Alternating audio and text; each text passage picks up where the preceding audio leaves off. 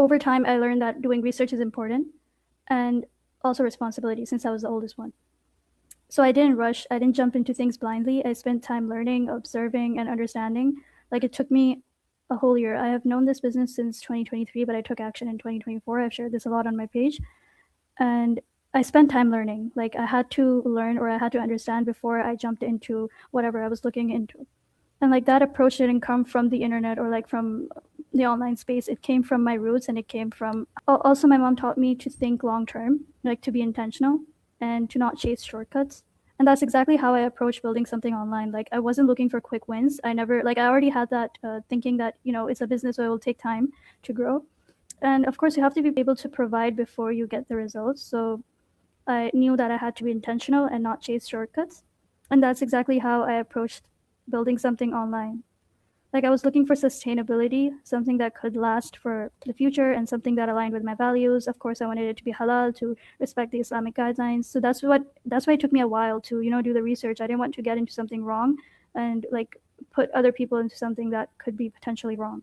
So I took my time to look at it, to see if it's a good thing, to see if it's halal, to see if it has the value, has the products involved, and like what could it bring to someone else's life. I looked into all of that. Something that could last and something that aligned with my values as well is this business that I found.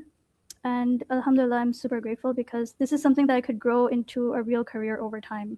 Like, even the way I show up in my business today is deeply connected to my upbringing. Like I value honesty, I value consistency, and I also value helping others understand before asking them to commit. Like I want you to understand how the online space is so like profound. It has so much value if you just look into it, ask your questions, do the research, just reach out. Like if you don't reach out, you won't know what I'm talking about, but reach out and ask your questions because there's a lot of value here. I want to help people understand before making them commit to it. Like the principles were modeled for me long before I even had a brand or a platform. Like it was there since the very beginning.